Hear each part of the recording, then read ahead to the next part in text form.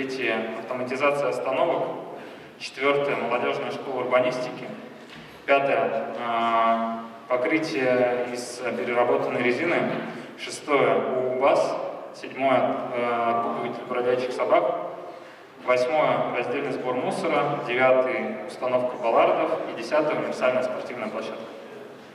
Все записали, запомнили? Я буду объявлять следующее, чтобы готовились.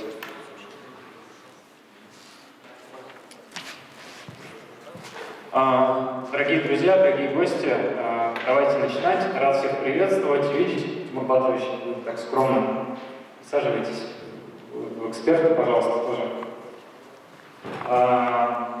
Меня зовут Андрей Сергеевич Кутумов, студенты меня прекрасно все знают, мы с вами очень долго вместе работали над этим проектом. Я преподаватель Института экономики и управления и один из тех, кто запускал эту точку кипения, и вот мы такие замечательные мероприятия теперь имеем возможность здесь проводить. Сегодня у нас мероприятие финальное в рамках студенческих проектов школ «Делаем будущее вместе». Ребята, заставку дадите, да?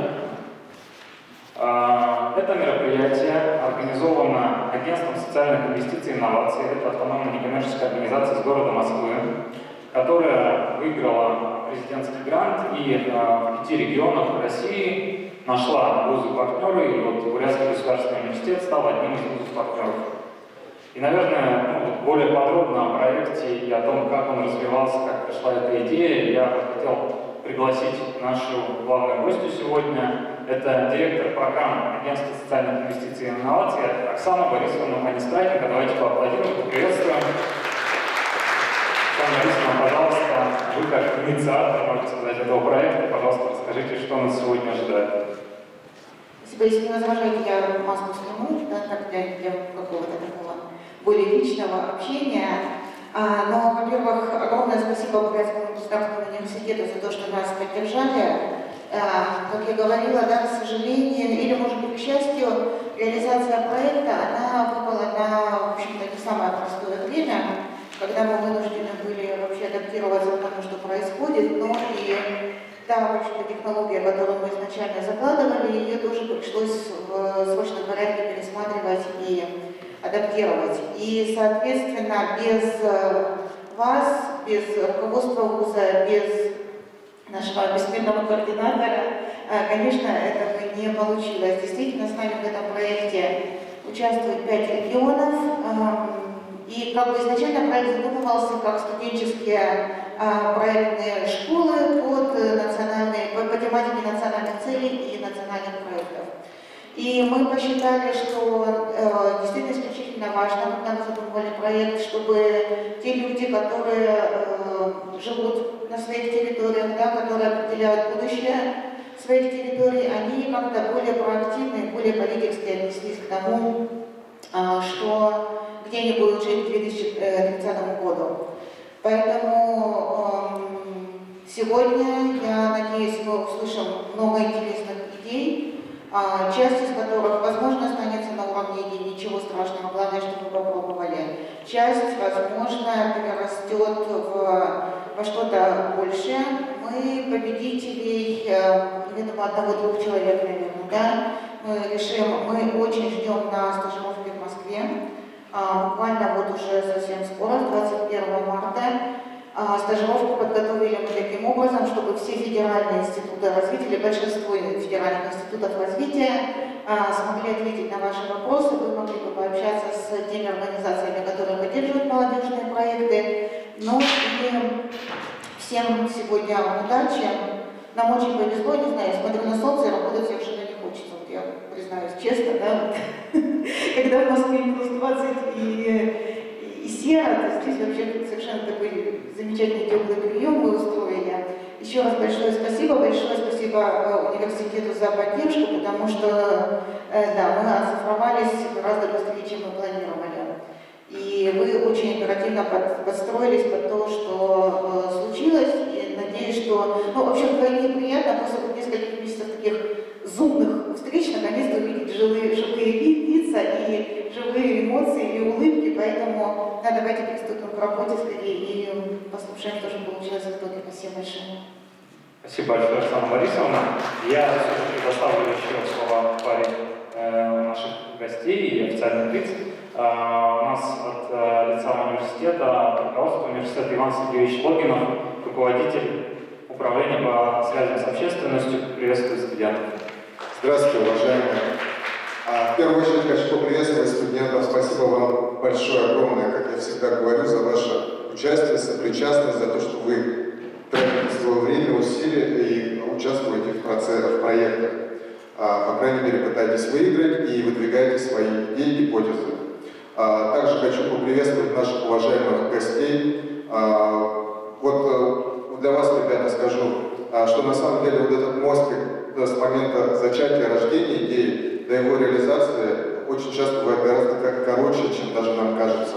Вот, наверное, это могут подтвердить наши сегодняшние гости. Это представитель горсовета города Улан-Удэ, депутат Скурников Сергей Владимирович.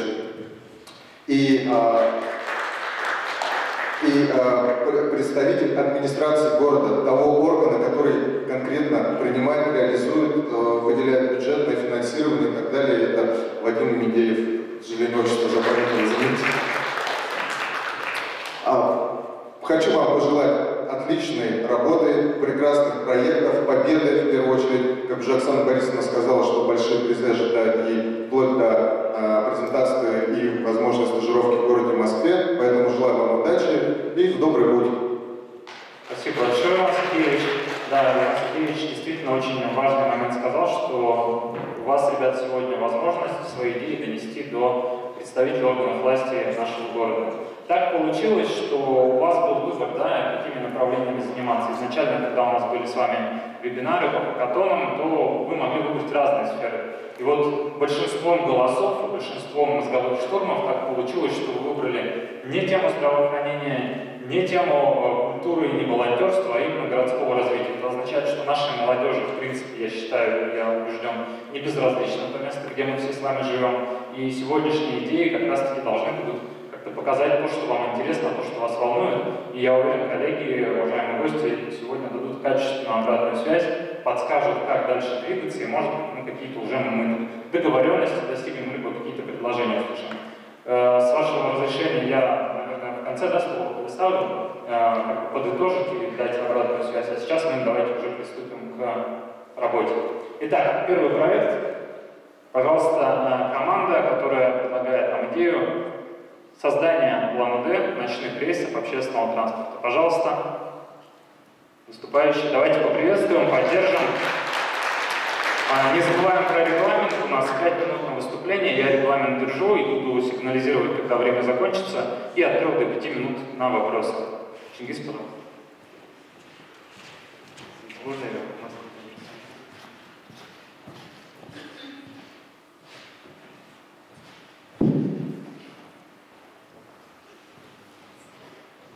Мы предлагаем ввести в нашем городе ночные рейсы общественного транспорта.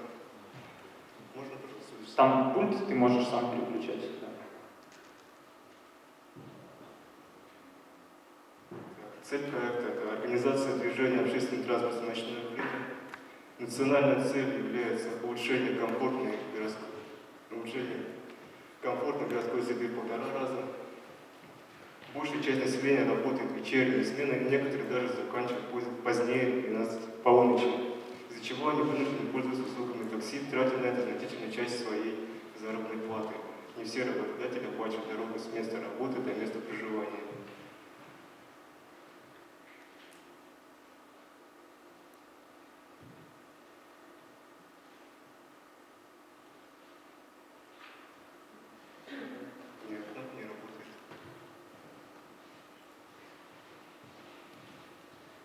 Социальная необходимость. В последнее время в городе Улан-Удэ в ночное время проблемы с такси. Таксисты отказываются брать недорогие поездки и ждут, когда поднимут цены. Отсюда понятно, что неплатежеспособные люди страдают. Мы провели опросы среди наших однокурсников и выяснили, что из 40 человек 27 нужно возвращаться домой после 23 часов вечера. Особенно в такие дни, как пятница, суббота и воскресенье. В Воронеже же проблему ночных маршрутов решили следующим образом. Утвердили в городском транспорте тариф, который начинает действовать с 10 часов вечера. У перевозчиков возникает материальная заинтересованность, так как им компенсируется уменьшение числа пассажиров. а горожане и приехавшие на вокзал гости могут спокойно добраться в нужное им место в любое время суток. Белгородские власти реализовали проект «Последний автобус» с 4 маршрутами, охватившими весь город. Можно пользоваться и после полуночи. Пассажирское предприятие, обслуживающее город, имеет в планах продлить работу транспорта примерно до половины первой ночи, а также разработать специальные ночные маршруты. Один радиальный из одного конца в другой по центральным улицам. И еще силовых обеспечения трассы, чтобы человеку было удобно ими пользоваться, добираясь до дома или работы, пусть пересадкой, но не на такси. Целевая аудитория — это население города УНД, работающие вечерние смены. Решение, которое мы предлагаем, это введение ночного рейса, общественный транспорт в городе УНД с 23 до 3 часов ночи. Описание ресурсов необходимой реализации проекта. Это 3 водителя, 3 автобуса, для первого времени 3 экспериментальных маршрута с большим охватом территории для выявления востребованности пассажиров, оповещение городского населения о функционировании нового вида общественного транспорта. Первый маршрут, который мы предлагаем, это маршрут 3. Второй — это маршрут номер 33.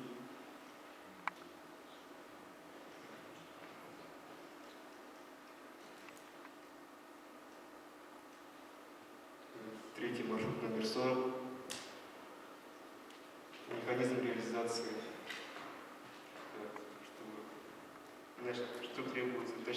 Точное соблюдение расписания, интервалы движения должны быть не слишком частые, примерно раз в 30-40 минут. Подвижной состав для начала хватит по одному автобусу каждого маршрута, курсирующий по-разному.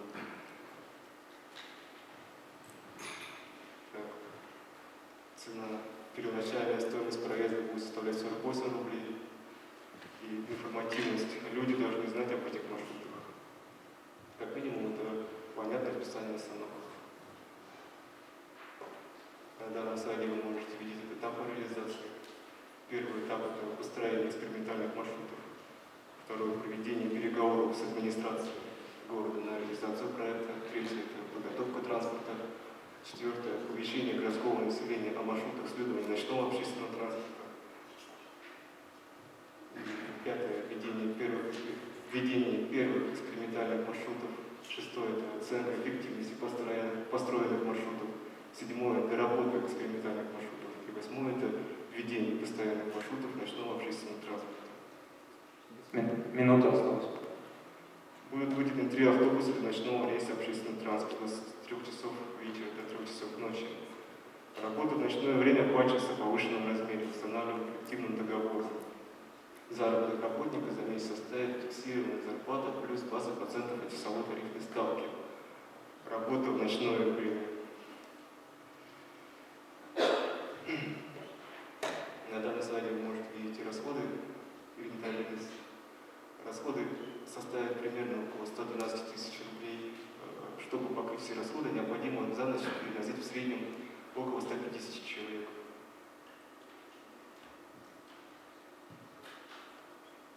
Одним из проблем бизнеса на пассажирских перевозках является выбор согласования маршрутов.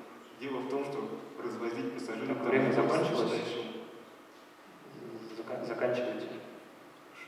Последний этот слайд завершающий. Наша команда проекта. На этом все. Спасибо за внимание. Спасибо. Идея понятна. Я думаю, что, пожалуйста, уважаемые эксперты, ваши вопросы.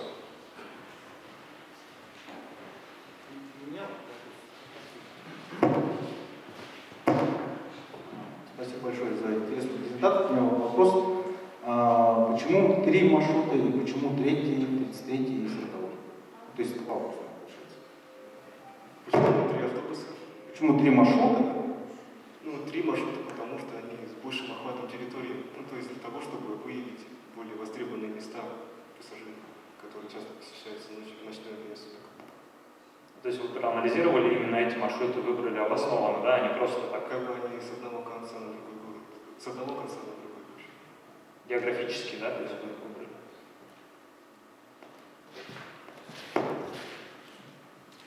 Проблема очень актуальная. У вас в вашем случае, к сожалению, пока не измерена, да,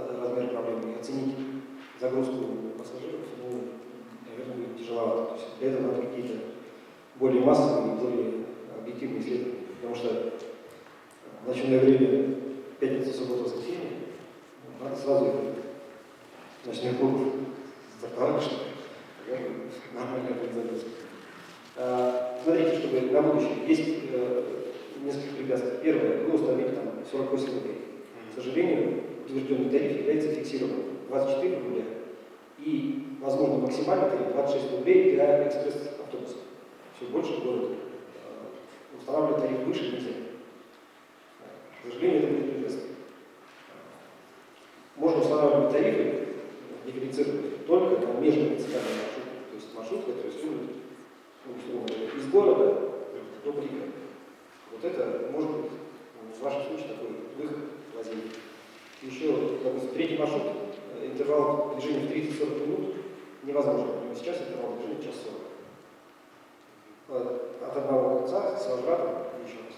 То есть это тоже надо устранить, чтобы препятствия не было. Ну а дальше действительно требует проработки, реализации. Но в целом, то есть действительно, проблема актуальная, возможно, это может решить. Спасибо. Хочу отметить очень положительно определена машинная сетка, то есть это именно те проблемные направления, с которыми проблема очень идет. То, что интервальность после 20:00 не соблюдается, это знаем мы, постоянно с этим боремся, так что тут вы прямо попали в яблочко. Из примера Белгорода и Воронежа все отлично, только при транспорте Воронеж не упоминайте, там были трамваи, никто не любит. Вот. Абсолютно правильно вы сказали, что это не бизнес, это социалка. Вот. Хочу вам сказать, что в системе законодательства, да, российского такси это тоже вид общественного транспорта. Это никоим образом не перечеркивает достоинство вашей работы. Так, минусы еще, я вам советую обратить внимание, опрос об этом не является достаточно основательным базой. Это правильно, да, что пошли в это направление, но я советую все-таки опросить еще людей, которые работают, так или иначе занимаются такими делами, потому что в пятницу, в воскресенье и студентов на курсе сразу такая мысль навевает, куда они в это время ездят. Может быть, не совсем про то, говорят. Вот. Ну, это такая шутка. Еще один вопрос, пожалуйста, усмотрите безопасность, потому что мы знаем, да, что даже после 21 часа в наших маршрутках ездят люди в хорошем настроении и не всегда это хорошо заканчивается, к сожалению. Вот. И вот по желанию было устроить практическую часть. Давайте мы с вами договоримся, вы с учетом вот этих замечаний от экспертов доделываете проект, и мы связываемся, я вам устрою презентацию перед комитет по транспорту и профсоюз наших транспортных перевозчиков. И вот там вы уже послушаете профессиональные отзывы, я думаю, вам это будет очень полезно. Спасибо. Спасибо большое, Владимир Иванович, Георгий Юрьевич. Давайте поблагодарим. Специально следующая команда у нас входит. Это проект парковки, смарт-паркинг.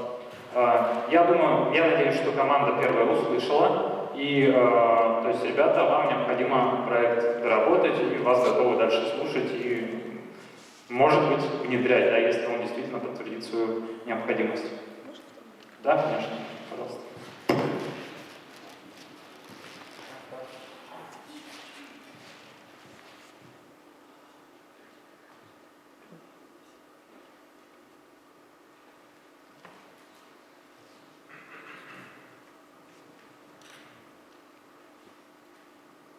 Добрый день. Мы представляем вашему вниманию проект «Умные парковки». Актуальность данного проекта обусловлена тем, что из-за нерегулируемых парковок зачастую возникает проблема дефицита парковочных мест. Отчасти причина тут не только в нехватке мест для парковки в целом, но и в том, что автомобилисты злоупотребляют парковочными местами бесплатными, надолго паркуя свои машины. Из-за потраченного на поиск парковки времени срываются деловые встречи, уменьшается посещаемость туристических объектов, торгово-развлекательных центров. Ну, в целом негативных эффектов довольно много. Я думаю, что каждый, наверное, сталкивался с проблемой, что просто-напросто негде припарковать свою машину, и приходится ее оставлять довольно далеко от точки конечной пребывания своей. Изучив динамику числа собственных легковых автомобилей по Республике Бурятия, мы видим, что число автомобилей с каждым годом увеличивается, становится все больше и больше, и, следовательно, вместе с этим проблема наша, которую мы затрагиваем, она усугубляется. Мы предлагаем следующую идею – это создание платных парковок, а также для удобства их использования мы предлагаем внедрить мобильное приложение. Все это в целом направлено на оптимизацию загруженности парковочного пространства. Так как у нас город Улан-Удэ с довольно плотной застройкой, и, естественно, мы не можем перестроить весь город, поэтому мы предлагаем оптимизировать имеющиеся парковки таким вот способом. Также в ходе разработки нашего проекта мы задались вопросом, а готовы ли жители Улан-Удэ платить за парковку? Примут ли они, так скажем, данную идею? Мы провели опрос, выборка, конечно, небольшая, но тем не менее больше половины опрошенных в целом относятся к этому спокойно и положительно. Возможность данного приложения заключается в том, что вы с легкостью и одним нажатием сможете найти себе место, где припарковаться и забронировать его сразу. А также со спокойной душой ехать на назначенное место, зная, что сможете припарковаться и не тратить время на поиски. Как воспользоваться приложением? Все очень просто. Мы скачиваем его и вводим необходимые данные. Здесь вы можете видеть, как будет примерно выглядеть наше приложение. В приложении вы сразу сможете увидеть всю нужную вам информацию, начиная от времени, места парковки и цену ее. В первую очередь мы предлагаем установить платные парковки, естественно, там, где наибольшее скопление людей и автомобилей. Это центр города. Это торговый центр «Сибирь», торговый комплекс «Центральный рынок», офис-центр «Куб» и административное здание на Раджурова 8, недалеко от корпуса нашего университета. По нашему мнению, что именно в этих местах присутствует проблема с парковочными местами, и именно здесь получится реализовать нашу задумку, установив необходимое оборудование и механизмы. Как будет все это работать? Ну, например, вы спешите на свою деловую встречу, где никак нельзя опаздывать, и чтобы не тратить время на поиски парковки, где припарковаться, заранее бронируйте место через наше приложение. При въезде камеры фиксируют ваш автомобиль, а потом при выезде с вас списывают оплату автоматически с счета, введенного вами при регистрации.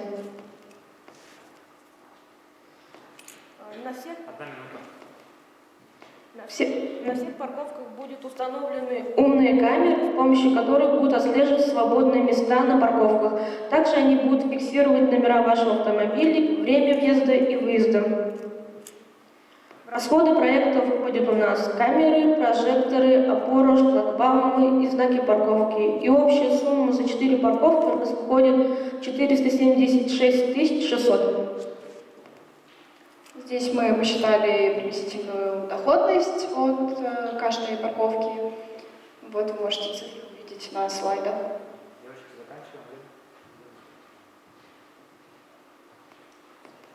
С помощью нашего проекта люди сэкономят время, снизится нарушение ПДД, а также пополнится бюджет города, который в дальнейшем пойдет на его развитие.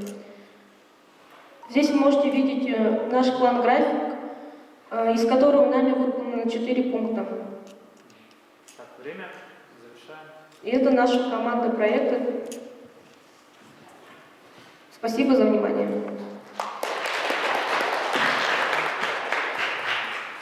Так, пожалуйста, уважаемые эксперты, вопросы?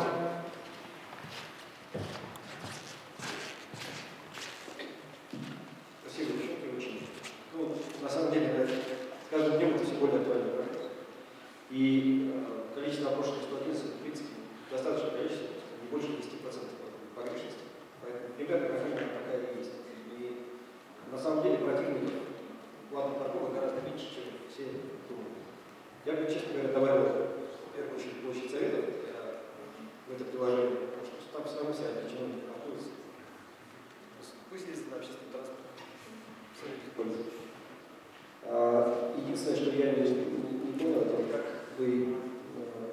какая-то концепция, как ограждать платные парковки от тех, кто не подписался на приложение, просто ставит машинки все. Оборудование где у вас было? Покажите. Учите еще раз. Мы, получается, парковки оградим шлагбаумом, и у нас они будут оборудованы умными камерами, а также прожекторами и знаком парковки. И большим синим парковщиком. Хорошо вооружен. Понятно, хорошо. Спасибо. Очень актуальный и действительно реализуемый проект, который, я думаю, в течение ближайших лет 5 будет главно реализован. Москвичи уже оценили, хотя вот в 2011-2012 годах, когда вводили, там, имя Максим Лисуков, да, заммэра по транспорту, его там без разрешения, что рождающий мало кто упоминал. Вот. Поэтому в этом плане плюс-минус у нас в городе зарегистрировано 174, может быть, 178 тысяч автомобилей. 100 тысяч порог был пройден где-то лет, наверное, 5 назад, поэтому на это внимание обратите, пожалуйста. Автомобилизация на 1000 жителей не 259, а там уже у нас шагнул, соответственно, за 300.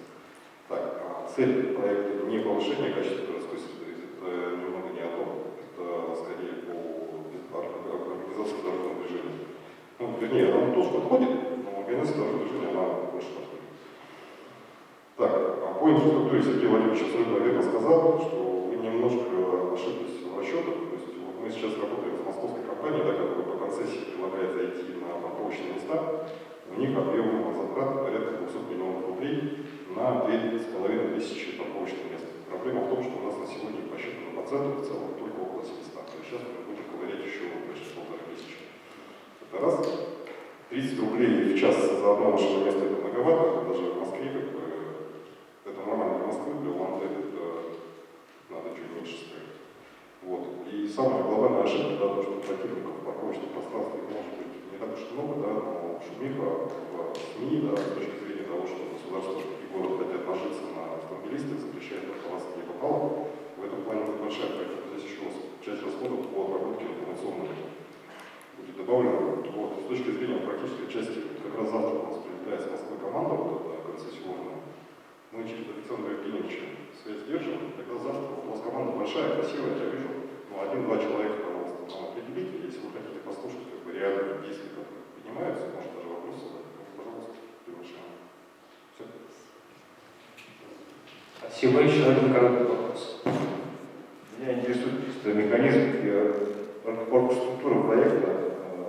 То есть парковщики, да, это большой штат такой, да, то есть это автоматически шлагбаум, да. То есть как это организовано? Ну, по факту, да, раз. Потому что задача основного будет на контроль очень достаточно сильная. Вот. А чисто механическом приложении он практически все может. То есть и в том числе там ворота, да, открыть, если заплатил человек, да, то через приложение нажал кнопку, да, то есть ворота откроются. Это не проблема вообще. Чисто, скажем, с точки зрения IT. То есть какие альтернативы, какие варианты у вас? Думали, нет? Или это парковщики, это вообще полностью автоматически? Это камеры, которые стоят. Вот в вашем парковочном комплексе люди или нет, если попроще совсем спросить? Или это без людей? То, что вы сейчас предлагаете? У нас парковки будут полностью автоматизированы, без людей. Спасибо. Спасибо большое. Давайте поблагодарим команду и переходим к следующему проекту. Следующий проект – это автоматизация остановок городского общественного транспорта. Пожалуйста. Друзья, пожалуйста, в регламент 5 минут, напоминаю. Микрофон можно? Да.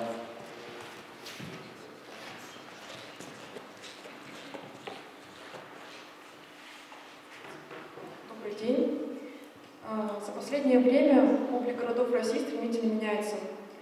Можно наблюдать повсеместную цифровизацию и, в числе прочего, и в системе общественного транспорта. Но, к сожалению, в нашем городе, в этой области, образовалась своего рода некая пробка. А руководствуясь целью национальной улучшения качества городской среды в 1,5 раза, наша команда приняла решение разработать проект по автоматизации остановок. И на наш взгляд, данная проблема заслуживает внимания сразу по нескольким причинам. Во-первых, за последние 5 лет, как правило, число пассажирских перевозок в республике составляет не менее 50 миллионов. Во-вторых, в настоящий момент единственным источником информации на самих остановочных пунктах являются жестяные вывески, которые уже давным-давно устарели на большинстве остановок города. В-третьих, в рамках программы развития транспортной системы республики, уже утвержденной программы, предусмотрены следующие мероприятия по разработке и созданию интеллектуальной транспортной системы ИТС. Там заложен федеральный бюджет на сумму около 500 миллионов рублей. Как раз планируется реализовать данную программу до конца 2024 года на первом этапе. Продолжение. Мы предлагаем установить табло с постоянно обновляющейся информацией о движении транспортных средств, интервалах маршрутных такси и автобусов и их ближайшего времени прибытия. Наша целевая аудитория – это горожане и гости столицы. Хотим отметить, что подобных реализованных проектов в нашем городе именно для автомобильного транспорта еще не было. Итак, наш проект может быть также ориентирован на направление социального взаимодействия. И также в рамках программы «Доступная среда» существует опция установки системы голосового дублирования, а в рамках программы «Безопасный город» возможна установка тревожных кнопок. Далее, заметьте, мы учитываем расходы на эти улучшения. Модель монетизации, то есть на самом деле существует возможность осуществлять голосовую рекламу с помощью как раз-таки этих модулей голосового дублирования, а также размещение текстовой рекламы на табло тоже возможно, например, на нижней строчке и в неактивные периоды, вечернее, например, время. А перспектива развития повсеместной цифровизации остановок в городе у нас пока нет, к сожалению. Деталь проекта в том, что с левой стороны в нижнем углу представлена модель, которую мы собираемся установить на остановках. А с правой стороны вы можете видеть географию нашего проекта. Здесь представлен фрагмент Советского района, здесь расположено 11 остановок, на которых мы собираемся установить наше табло. Собственно, для реализации данного проекта нам необходимы следующие ресурсы команды проекта, которые у нас уже есть: оборудование, доступ к информационной базе и специалисты по монтажу и настройке оборудования. Как источник привлечения мы в первую очередь рассматриваем инициативу муниципалитета в качестве второстепенных контрактов с рекламодателями или иные, которые могут возникнуть. Для данного проекта мы разработали 8 мероприятий ключевых, из которых зеленым выделены 4, это уже готовые решения, то есть, и остальных 4 это то, что находится в разработке. В итоге мы решили, что плановый срок исполнения 58 дней.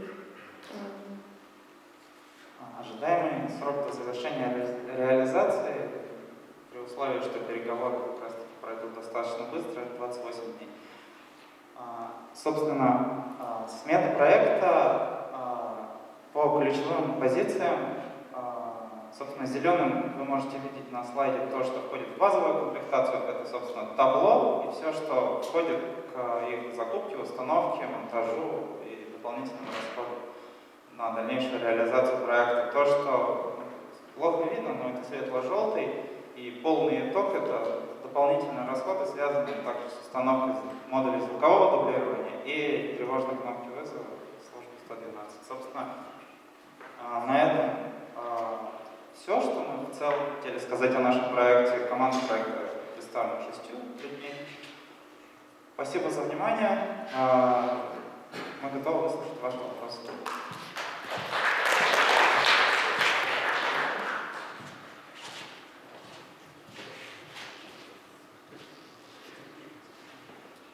Спасибо. Ну, на самом деле, уже третий проект, все три проекта, они естественные абсолютно, то есть абсолютно нужные и необходимые. Я единственное хотел бы поправить, уже были внедрены подобные табло на нескольких трамвайных остановках. Вопрос не только про внедрение, в том, что вопрос постоянной задержки. С постоянной задержкой справляемся.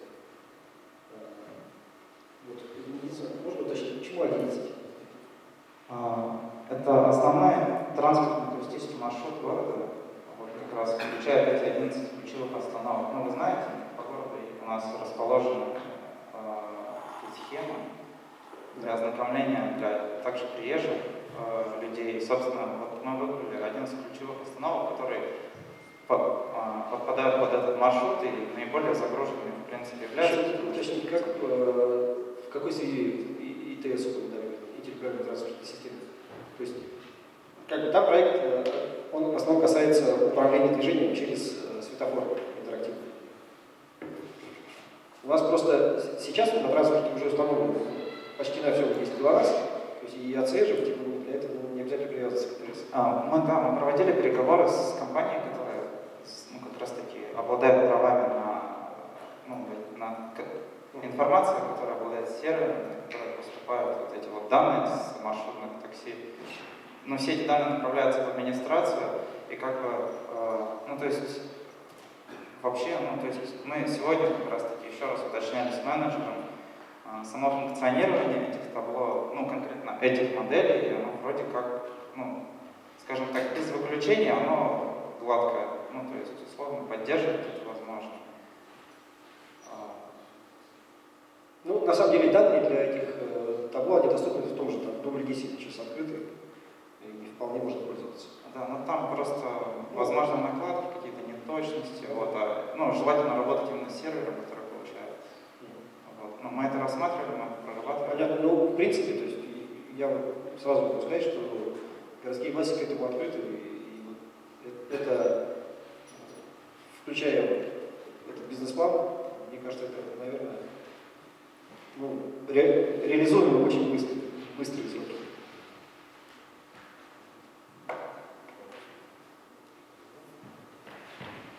Так, коллеги, вот это самый реализуемый проект из тех, которых мы выслушали. То есть, по идее, вам осталось компоновать коммерческое предложение, идти с ним в администрацию города, найти деньги, и все реализуемо. То есть там полгода на трясание градостроительных документов, размещение, пойдет как реклама, информационное наружу, но это все решаемо.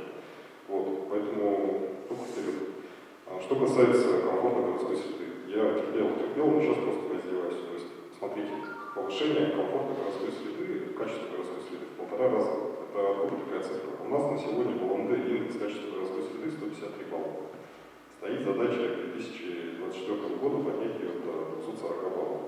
Рейтинг ведет Минстрой и КП «Стрелка». 1 апреля выйдет рейтинг за 2020 год. Мы все его с нетерпением ждем. Так вот, мне немного непонятно, что такое повышение качества городской среды, да еще и в 1,5 раза. Так, в бюджете, оптимистичный бюджет, не предусмотрены непредвиденные расходы. Все, что связано, то, что висит на улице, подвергается ветрам, осадкам и нашим нетрезвым согражданам, оно всегда требует дополнительных расходов. Это раз. А второе, строки доходы от продаж рекламы я вообще не видел. А это, собственно говоря, ради чего, из чего этот проект будет жить. Так, и еще один дополнительный плюс к вашему проекту, почему он вполне может быть реализуем. Сейчас тенденция центра, допустим, с выключаемым переговоров, дайте денег нам на инструкцию для сетей, дайте нам денег на производство бензинного топлива. Они говорят, теперь по прямому финансированию денег не дают. Где у вас механизм КЧП? То есть должен быть привлечен как частный инвестор. У вас здесь КЧП очень стабильный, поэтому вы как раз в тренд укладываетесь. Поэтому просьба замечания учесть и вперед. Спасибо. Коротко. Этот проект может быть интересен и выгоден частному инвестору? И за счет чего? Я повторюсь, во-первых, И второй момент, если хотите быстро, то можно, в общем-то, и надоить, условно говоря, на тех частных компаниях, которые сейчас везде распространены, на всех остановках практически сети комплексы, то есть цветочный салон, на всех остановках. Просто если вы будете интересны, действительно, если у вас уже инвестор, номер один он уже есть, по сути дела. И с точки зрения администрирования этих доходов, то есть это все может быть реализовано и быстро. Этот проект может быть интересен инвесторам? Вопрос. Безусловно, да, может быть интересен, как раз таки в первую очередь, потому что мы как первые остановки планируем сделать именно центральные, самые загруженные, там, где много и магазинов в том числе.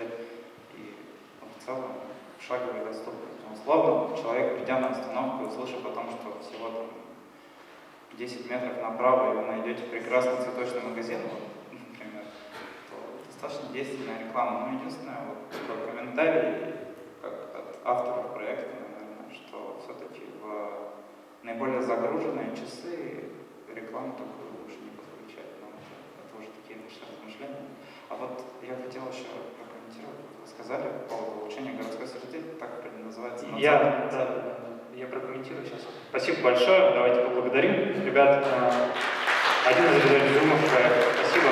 Следующая команда молодежная школа урбанистики пока выходит. Я объясню, почему этот термин и эта формулировка фигурирует. Поскольку изначально идея всех проектных школ была в рамках национальных целей, то эта формулировка взята из указа президента летнего до 2030 года. Да? Одна из национальных целей звучит как улучшение качества городской среды в 1,5 раза.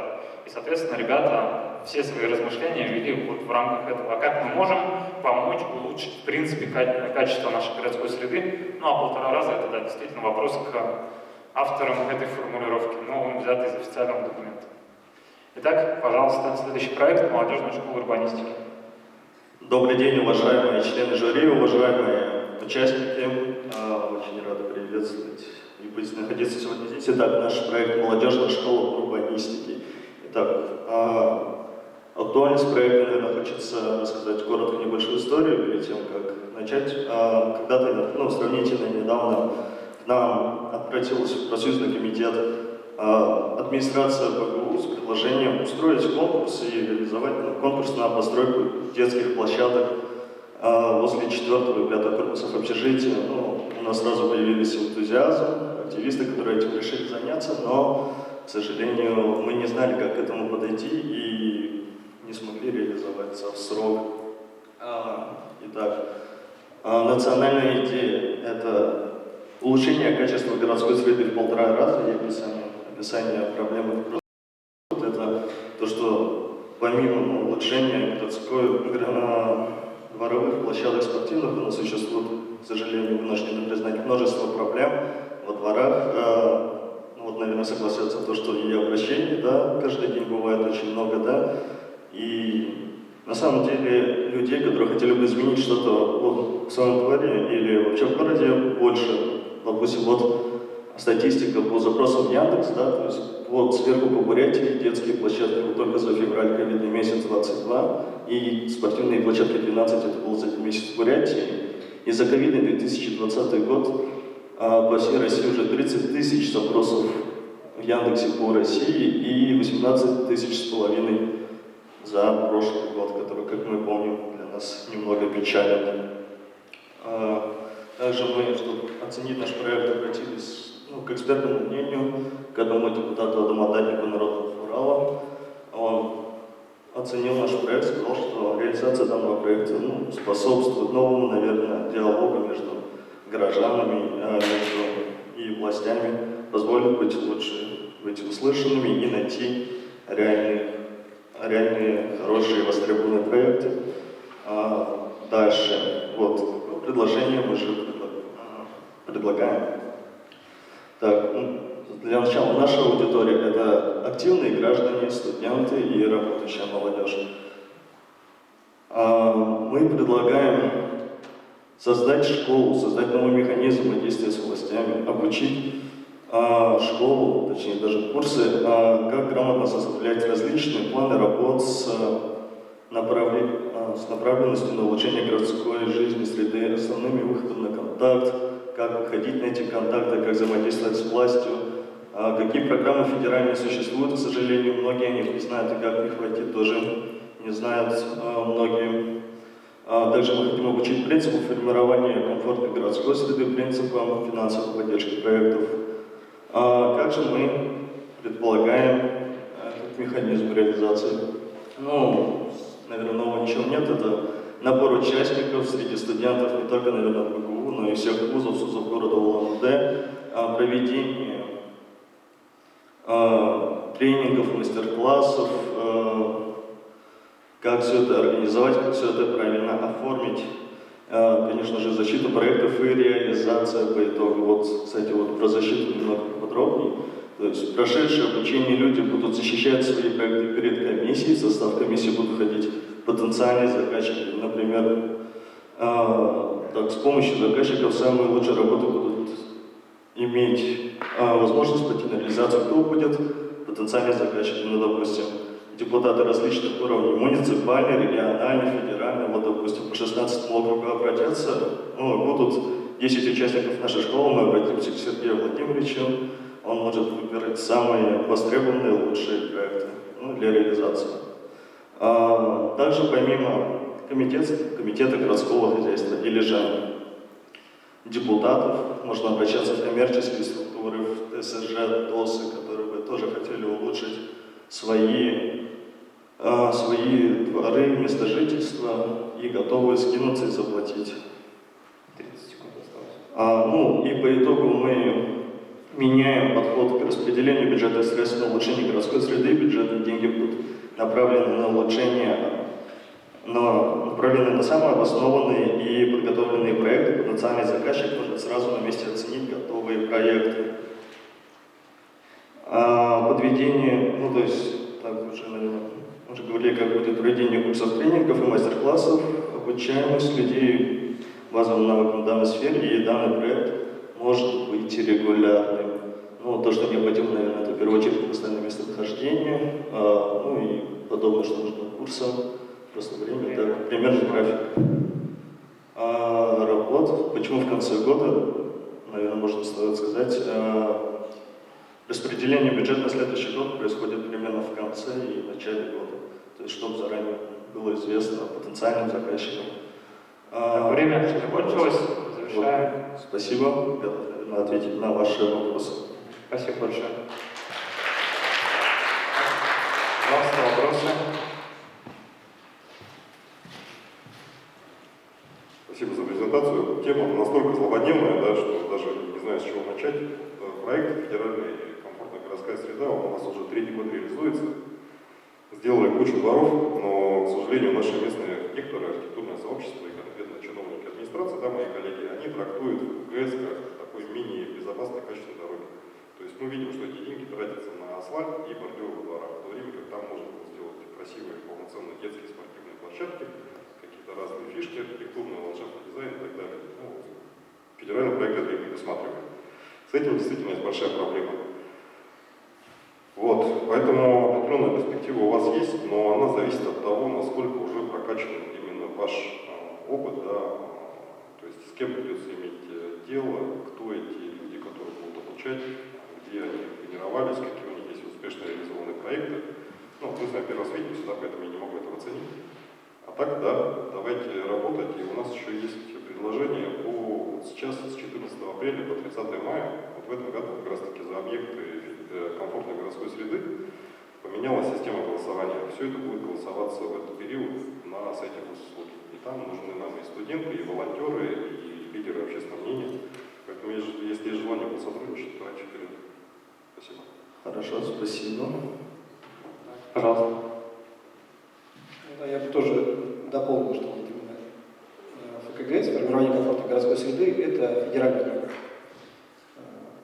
Она планируется на несколько лет, и проекты, то есть, их выбирают сами жители, согласовывают. То есть это либо это асфальт во дворе, что чаще всего, либо это не асфальт, либо это какие-то предложения. То есть, в принципе, перечень объектов, которые будут делаться в следующем году и через 2 года, он есть. То есть можно сейчас включиться и предлагать жителям.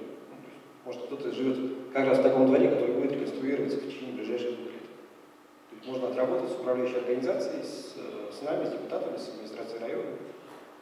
То есть есть возможность реально реализовать какие-то предложения. Второе, я не совсем я не увидел там архитекторов. То есть урбанистика это все равно в огромном количестве случаев завязано именно на архитектуру. Как правило, проекты детских площадок и спортивных – это стандартизованные объекты, которые, они есть типовые наборы, и из типовых наборов собираются проекты детских площадок и спортивных чаще всего. А вот привязать это к конкретному двору, сделать что-то уникальное, это осложнение, как правило, для этого нужны архитекторы обучить. В урбанистике у нас просто, как правило, мы сами, когда пытаемся что-то понять в урбанистике, мы приглашаем экспертов из других городов. Здесь это организовать сложно. Возможно, это как раз перспектива для учебных заведений. То есть это полноценные какие-то курсы, наборы обучения. И последнее. Если проект будет реализовываться при участии депутата, то учтите, что, допустим, у меня вот депутатские средства, которые идут на округ, они распланированы примерно на 2 года вперед уже железно. То есть если планировать, то планировать на 3 года. Примерно. Такая реальность. Спасибо. Спасибо.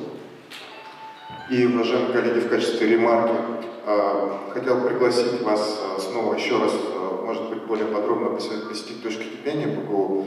И вот для Вадима Ивановича, для Сергея Владимировича, мне кажется, это во многом может быть точкой входа на студенческое сообщество, с кем вы можете как раз плодотворно сотрудничать по каким-то проектам. Экспертное мнение в качестве волонтеров и так далее. Мы здесь открыты и готовы сотрудничать. Спасибо большое. Благодарим спикера. Спасибо. Приглашаем следующую команду. Это покрытие из переработанной резины наших городских тротуаров. Готовится мобильное приложение у УБАС.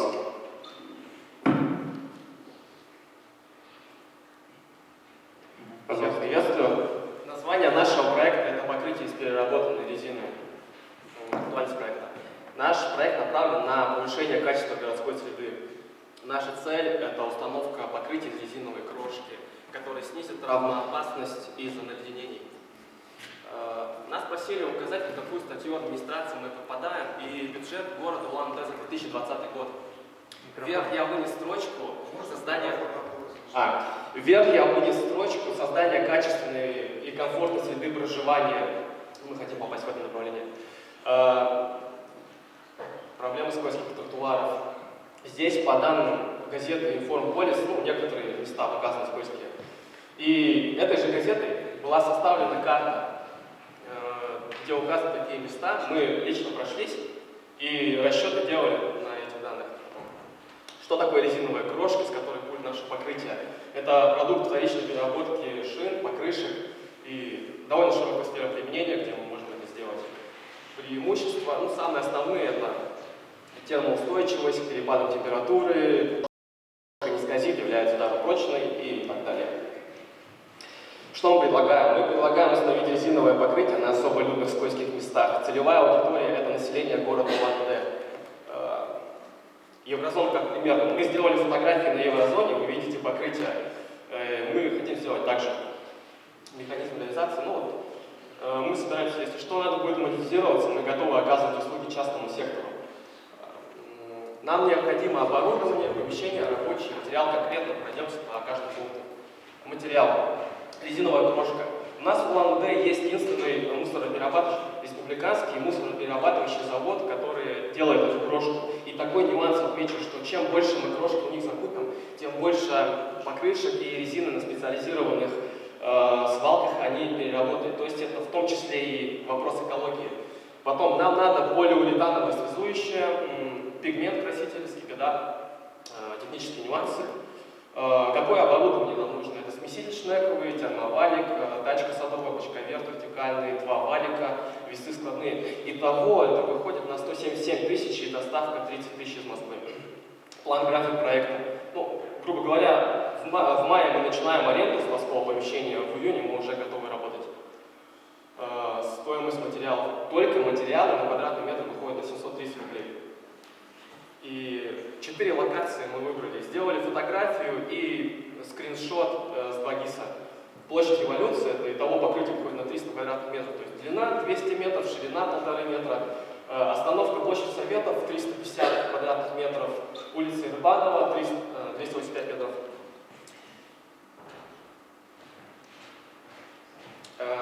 В сторону ТЦ Форум, допустим, пандус для инвалидов и лестницы 7 пролетов. Итого выходит 200 квадратных метров себестоимости, ну, покрытие добавляем сюда, оборудование, доставка материала, доставку оборудования, затраты на аренду, зарплату рабочим, итого выходит 1 670 000 за готовое покрытие уже 1000 квадратных метров. Или в перерасчете 1460 рублей на квадратный метр. Это средняя зарплата рабочих в ЛНД 2021 год. У нас есть 4 конкурента, которые занимаются в этой сфере. Это Стритстрой, Стройуспех, Мастерфайбер и Веромайнер. Вот наши два. Все, я закончил. Спасибо большое. Пожалуйста, 4 минуты. Первый. Пожалуйста, вопросы. У нас есть минута больше на вопросы. Спасибо. То, что конкурентов анализировали, это хорошо. Тоже хорошо.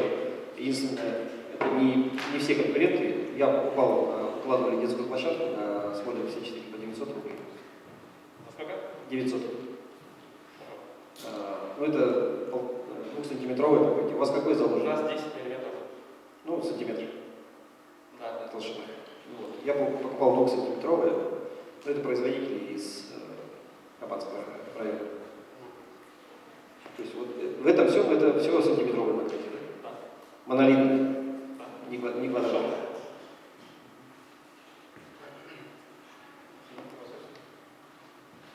Ну, тут тоже интересный и хорошо проработанный достаточно проект. Чисто бизнесовый. Единственная просьба, дайте, пожалуйста, вот карту скользких мест. У нас это все и ссылки, и все это у нас есть, если надо. Так, еще вопросы? Все, и спикер коротко, и вопросов нет. У меня вопрос к уважаемым представителям органов власти. Каким образом вообще вот, ребятам, да, то есть если они это подготовят, запустят, ну, приобретут это оборудование, каким образом проходит процесс принятия решения и разрешения на покрытие подобных площадей резиновой крошкой, ну и вообще на переукладку плитки, вот это все, как это происходит?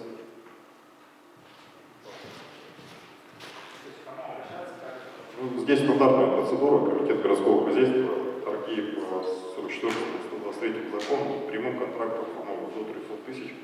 То есть чисто с точки зрения практики, да, вот на небольших площадях, плоскостях вы так много не заработаете. Вот эти все названные компании, они все хорошо сидят на тех объектах социальных, которые сейчас строятся, детские сады, школы, футбольные поля и так далее. Ну, то есть нужно участвовать в торгах и конкурировать уже с существующими игроками. Спасибо большое. Давайте поблагодарим команду. И следующий проект — мобильное приложение общественного транспорта УБАС.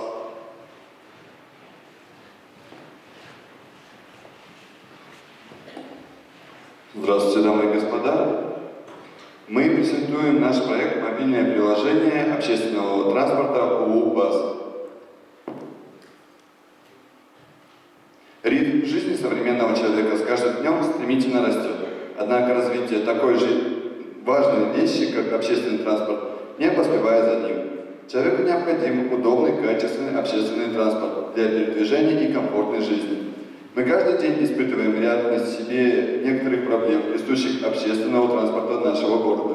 Что касательно национальной цели. Существует такая национальная цель, как качество городской среды. Оно включает в себя улучшение важных аспектов ежедневной жизни человека.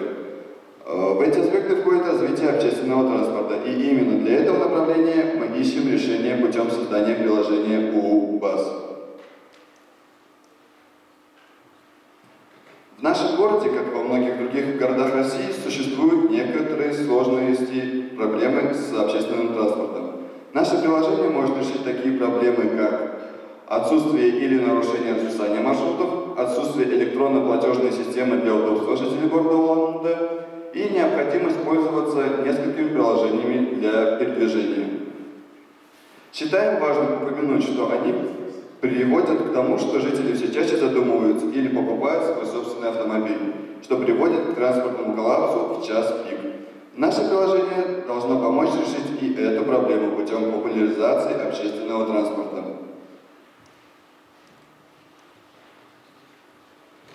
Для того, чтобы доказать наличие данных проблем, мы приводим данные с сайта Бурстата. В таблице представлен пассажирооборот января 2021 года к январю 2020. Мы видим явное уменьшение пассажиропотока. Конечно, мы же учли влияние коронавирусной инфекции и понимаем, что данные не показывают чистой картины. Но если взглянуть без фактора коронавируса, мы можем заметить, что пользование общественным транспортом снизилось.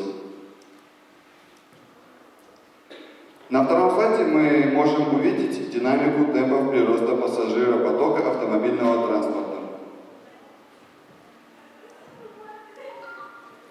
Итак, предлагаемое решение проблемы. Мы предлагаем создать приложение, которое позволит жителям города отслеживать и выбирать удобный вид транспорта, тем самым уменьшая количество времени, затраченное на поиск и ожидание. Оплачивать проезд цифровым способом путем использования системы проездных карт. Таким образом, пользователи могут внести коррективы в свои планы, избежав передвижений в час пик и получив больше комфорта.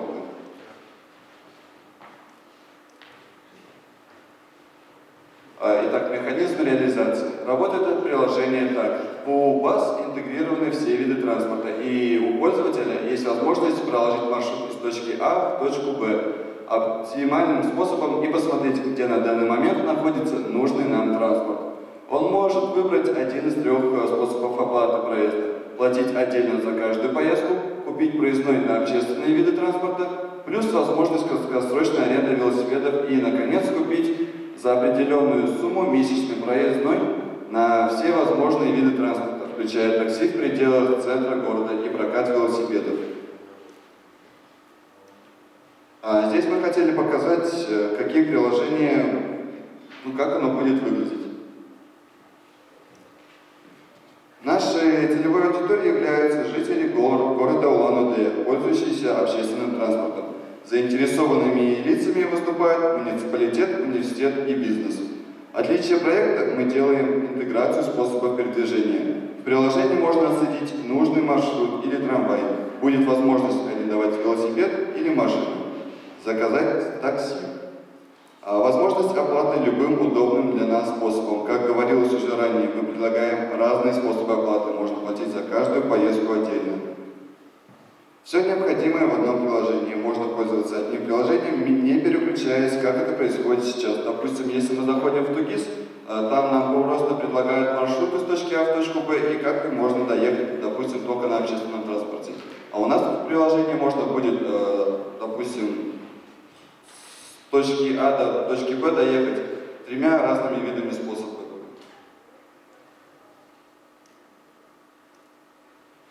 Итак, ресурсы, необходимые для реализации проекта. Это инвесторы, программисты, отвечающие за разработку приложений, цифровая карта города и маячки для отслеживания транспорта. И база по аренде услуг каршеринга, такси и велосипедов. Время вышло, у вас 5 минут прошло. Спасибо за внимание. Спасибо. Пожалуйста, вопросы.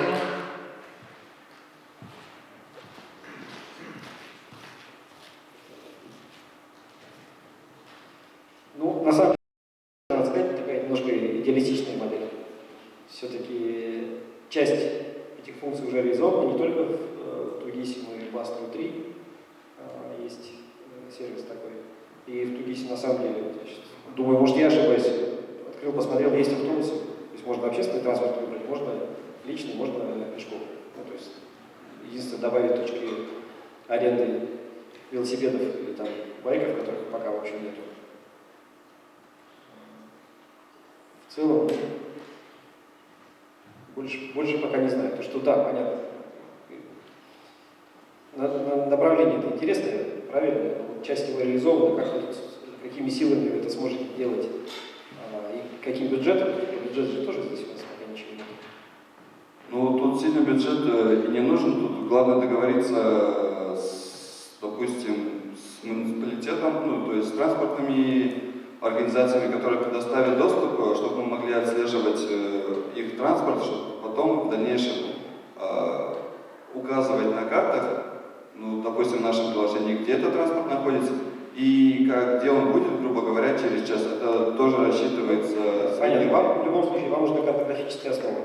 Правильно? Вряд ли она бесплатная. Вам нужны данные, которые... Ну, это не муниципалитет собирает, а сервисы, которые обслуживают. Это тоже частные лица. Вряд ли они тоже дадут их бесплатно. То есть это все надо считать и дальше развивать. Ну а так, спасибо. Так. Проблема поставлена абсолютно верно. С транспортом у нас огромные проблемы. И вот сейчас мы работаем над тем поручением президента, которое родилось после разговора Алексея Санковича с Путиным, да, в декабре. Вот, 600 автобусов нам просто так не дали. Сейчас мы в течение года должны разработать проект «Новая транспортная модель» с лучшими транспортниками страны. Мы это делаем. Я не совсем понял вот этот проект. Направление было правильное, а вот внутренность, она могла бы быть более сбитой и конкретизированной. Я бы вам посоветовал все-таки сосредоточиться, допустим, на каршеринге и на велосипедах, потому что эта ниша вообще никем не занята, никак не проработана, и более того, даже за нее сейчас никто не берется. То есть в этом перспектива есть. Вот, с точки зрения практической составляющей, да, я бы вас пригласил 22 или 23 марта у нас будет совещание с ВПРФ, это Госкорпорация развития, и Минтранс России. Мы вас по ВКСу подключим, вы ничего в эфир не говорите, просто посидите, послушайте, как эта проблема решается. Ну реально, это годами это все решается. Все, спасибо. Хорошо, спасибо большое. Еще может быть вопросы? Пожалуйста. Здесь не то, что вопрос, здесь скорее больше такая подсказка, да, то есть обычно, если есть какая-то динамичная часть бизнеса, да, то есть, и, допустим, есть какая-то идея, которая слабо проработана, она перспективная, да, то оно немножко берется и присоединяется вот к этой активной части. То есть сейчас есть, условно говоря, более стабильный такой трамвайный, условно говоря, маршрут, да, где стабильно, да, маршруты, да, и там можно проследить. Вот, и если в качестве основы трамвайной, да, взять, да, то есть добавлять какие-то эти функции, да, дополнительные, которые вы хотите добавить, и, скорее всего, вы хотите некую такую агрегацию делать, да, то есть когда с помощью приложения вы оплачиваете, да, то есть за один какой-то проезд, который включает в себя использование нескольких видов маршрутов, начиная от трамвая, да, и заканчивая маршруткой, да, но при этом вы оплачиваете с помощью, не знаю, QR-кода, да, или чего-то, да, то есть что в основе, точнее, в основе это может тоже быть дополнительно. И по поводу вот каршеринга самокатов, да, я просто недавно товарищ, да, бывший коллега по компании «Сибирь» работал, вместе с ним он продал компанию свою, часть компании, стал миллионером, да. Если нужно, да, то есть, то, в принципе, могу состыковать с этим человеком, вот, и вы, в принципе, можете представлять их, да, то есть, здесь говорить, начинать этот проект. Спасибо большое. Спасибо, мне кажется, не совсем ожиданные для команды предложения пошли, это хорошо. Давайте поблагодарим еще раз эту команду. Ребята предлагают у нас приложение. Следующая команда – это проблема очень больная, да, бездомных домашних животных, бродячих собак.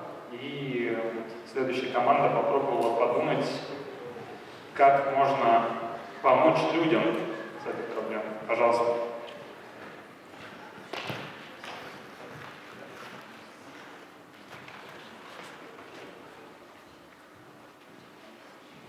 Добрый день. Тема нашего проекта – проблема бездомных собак. Цель нашего проекта – мы создаем и продаем устройство отпугиватель собак, с помощью которого человек сможет защититься, если на него напала собака. Такое устройство будет называться «Антидок 1500». Итак, мы вносим свой вклад в решение проблемы бездомных животных, которую необходимо разрешить для улучшения городской среды. Тема актуальна в связи с огромным числом безнадзорных собак в городе, а в последние месяцы в Улан-Удэ произошло большое количество нападений собак на людей. И эта проблема стала наиболее острой, поскольку ставит под угрозу жизнь и здоровье жителей. Целевая аудитория – жители частных секторов, школьники, студенты, пенсионеры. Владельческих собак в России насчитывается около 10 миллионов. Бездомных и дичайших 900 тысяч. Бездомные собаки в российских городах – это вторично дичайшие выброшенные домашние животные. Популяция бездомных собак поддерживается, постоянно обновляется. за счет выбрасывания все новых и новых собак. По данным Бурятстата, в 2020 году в Улан-Удэ насчитали около 20 тысяч бездомных собак. А ведь такой ситуации нет даже в городах-миллионниках. Для справки, в Москве около 3000 бездомных собак, в Новосибирске 1200. Мы вернемся к ситуации в городе Улан-Удэ. Из 20 тысяч бездомных собак 1% являются агрессивными. То есть это примерно 100-200 собак на 1000. Но это не отменяет того факта, что 20 тысяч собак можно разместить на 3 футбольных полях при площади Совета. Это довольно внушительные размеры, я думаю, вы согласитесь. Это Татьяна Лоскутникова, одна из серьезно пострадавших при нападении собаки на человека. После этого случая подобные ситуации стали очень часто афишироваться в социальных сетях. А это Артем Богачев пострадал при возвращении домой из школы, тоже при нападении собак. В Центре защиты прав животных система отлова, стерилизации, вакцинации и возврата считаю малоэффективным, так как в большинстве случаев это пустая растрата государственных денег. Для решения проблемы мы предлагаем ультразвуковой отпугиватель собак. Ультразвук неслышен для человека, а на собак он действует угнетающе, и они стараются уйти с вашей дороги. На данном слайде мы можем увидеть, как примерно будет выглядеть наш прибор, его характеристики и то, как он будет, как он устроен внутри. Принцип действия ультразвукового отпугивателя уже рассказал Тумен, как он будет работать. Вы спросите нас, почему именно мы, почему именно антидот 1500? Во-первых, в волонтерских магазинах нет нечто похожего на наш прибор. Их можно заказать только в онлайн-магазине. Во-вторых, наш прибор компактный. Он с легкостью поместится в кармане вашей куртки или же вашей сумки. И в-третьих, ему не страшны никакие мелкие и средние повреждения. Потому что корпус выполнен из высокопрочного пластика с металлической решеткой. Насчет себестоимости. На данном слайде мы можем увидеть составляющие нашего прибора и ее стоимость. Себестоимость одного нашего прибора вышла в 688 рублей 48 копеек. Местами для продажи нашего продукта мы выбрали частный сектор. Ведь именно там сосредоточена основная опасность, безнадзорные животные. Это железнодорожный, Октябрьский, Советский районы. Механизм работы. Мы договариваемся с территориальным общественным самоуправлением о поставке антидот 1500, который выделяет из бюджета на покупку данного устройства денежные средства и помогает нам распространять продукцию по частному сектору. Далее вы можете ознакомиться с планом проекта. И в завершение хотим сказать, что такая проблема во многом исходит от поверхностного отношения людей к животным. Многие не чувствуют своей ответственности за взятую собаку и могут, например, выпустить ее гулять без присмотра или отпустить ее на свободу, когда им надоест содержание этой собаки. Поэтому было бы хорошо, если бы у нас в России было, как в некоторых скандинавских странах, прежде чем получить собаку, ты должен доказать, что ты ее достоин, доказать, что у тебя есть деньги на ее содержание, справка о психическом здоровье, график для этого. И если бы было так, то масштаб проблемы бездомных животных уже бы сократился намного. Спасибо. Время? Спасибо большое. Давайте поддержим команду и вопросы экспертов. Сергей.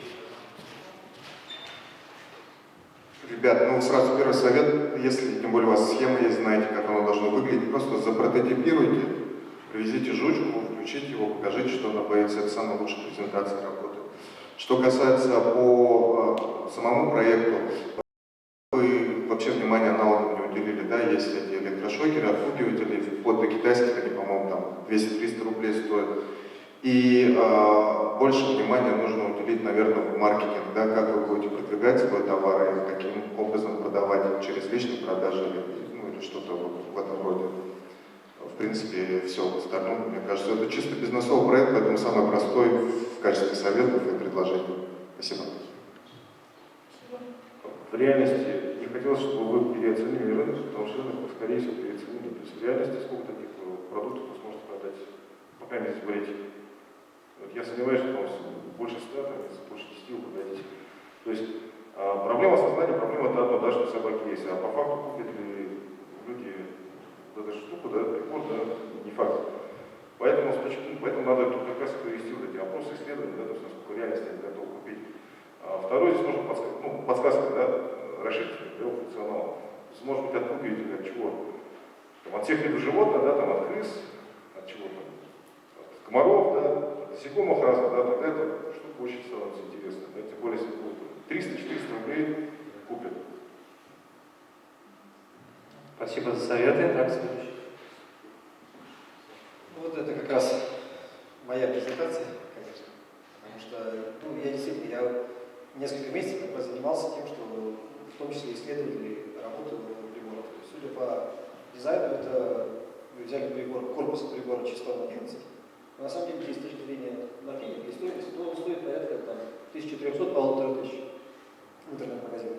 Если у вас он будет стоить 700 рублей, стоимость, здесь с этим все хорошо. Что надо понимать? Действительно, вопрос по сбыту очень сложный. Спрос на приборы есть, но приборы эти не гарантированы эффективностью. Потому что пожилые собаки не очень хорошо слышат. Собаки в период гона и в стае, они тоже не реагируют на эти приборы. То есть надо, можно вернуть технические характеристики? Какая мощность?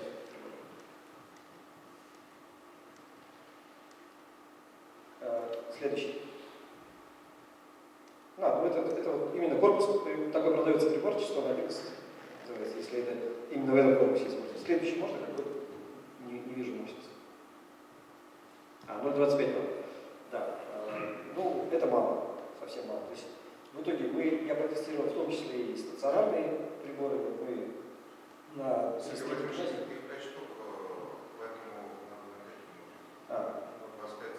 Все понятно. Получается, мы стационарные приборы тестировали на 33 гимназии. Только третий из очень мощных, имеющих там прекрасные отзывы, только третий из приборов реально начал работать. И то, это европейское, а не китайское производство приборов. Поэтому тоже нужно понимать, что гарантированные эффекты вы не получите, а это скажется на сбыте. Неизбежно. То есть надо посчитать, сколько. На самом деле тут много еще таких ограничений с точки зрения текущей ситуации, законодательства, сейчас, Мария Иванович, поскольку на сегодня у нас закон. Я бы попросил организаторов чуть побольше времени дать на обсуждение, потому что очень злободневная и важная тема. Смотрите, статистика, да, 353 тысячи человек ежегодно страдают от укусов собак по всей России.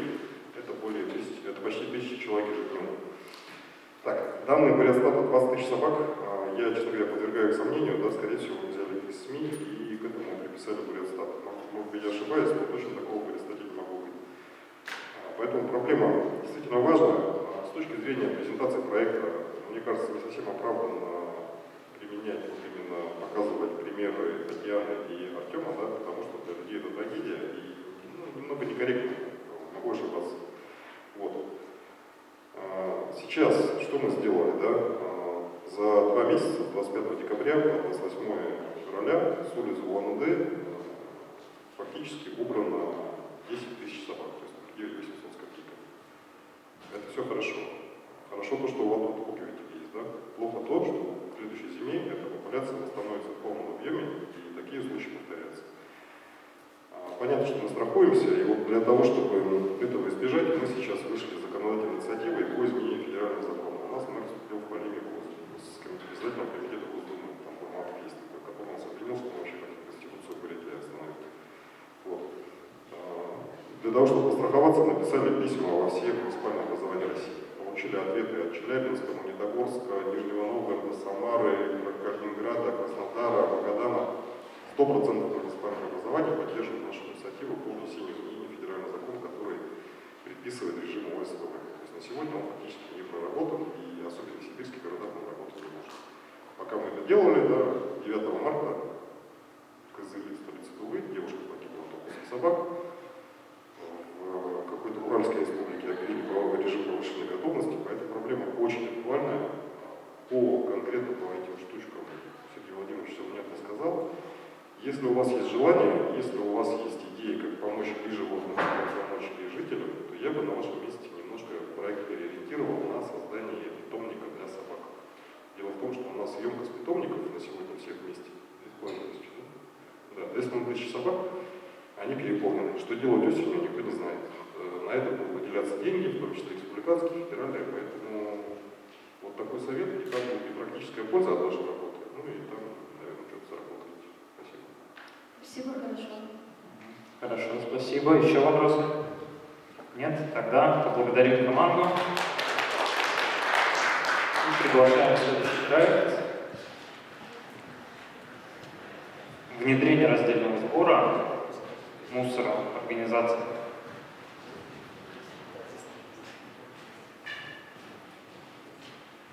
Так, ребята, все вот предложения, которые вам звучат, вы, пожалуйста, после защиты подойдите к нашим гостям и закрепите договоренность.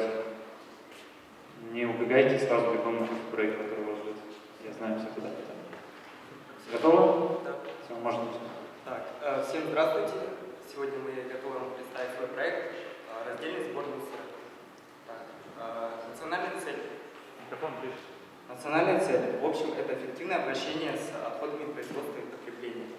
Описание проблемы – это недостаточная загруженность на местах, где перерабатывается мусор. Ну, то есть пластик, различный пластик, бумага, картон. Наши предлагаемые решения. Наша целевая аудитория – это различные заведения общественного питания, клубы, ночные бары, супермаркеты. Вот. Это как бы будет являться точкой А. А точка Б будет являться это различные перерабатывающие компании, которые сейчас то есть, работают в городе Улан-Удэ. Краткое описание решения этой проблемы. То есть, простыми словами, что мы будем делать в этом проекте. То есть это от нас что требуется. То есть, первое, мы будем встречаться с представителями этих компаний, то есть организациями общественного питания, вот, проводить различные встречи, социологические опросы, готовы ли они сотрудничать с нами, готовы ли разделять мусор, то есть в дальнейшем. И также второе, это то есть, разговор уже с самим, то есть с перерабатывающими компаниями, готовы ли они сотрудничать с нами и с организациями общественного питания. И то есть наладить как бы путь из точки А в точку Б. Вот. Вот. Отличие от существующих проектов. Вот. Это узкое и эффективное направление деятельности. То есть на следующем слайде мы посмотрим, как реализовывался этот проект нашими властями, вот, которые пытались как бы, в очень огромном масштабе этот проект осуществить. Второе – это прозрачность пути мусора от сбора до переработки. И третье – это очень минимальные денежные вложения. Вот. На этом слайде мы рассмотрим то есть, компании, которые перерабатывают мусор. На данный момент их очень много, но самой большой компанией является компания «Чистый город». Так, опыт прошлых лет. Баки, знаменитые баки Головкова. Вот. Так, это было в 2014 году. Наш мэр пытался уже решить эту проблему, то есть раздельный сбор мусора. Но, как мы видим, это не увенчалось успехом. Вот. Мусор, то есть просто кидали вот рядом с этими баками, даже не разделяли его. Вот. Были потрачены огромные денежные средства на покупку этих мусорных баков, на покупку специальных для них то есть, транспортных средств. Вот. На данный момент сейчас эти баки просто стоят на месте, то есть без дела, нигде не используются. На данном слайде мы хотим посмотреть прозрачность нашего пути, ну, то есть проекта. Вот, как мы будем из точки А в точку Б, то есть что в дальнейшем будет происходить с этим мусором. Вот. Механизм реализации, я уже говорил.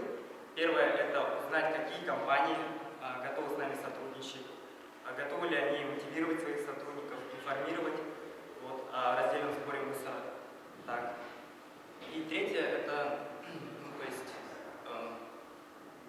это уже зависит от нас, мы будем организовывать информирование сотрудников модель коммерческого воздействия.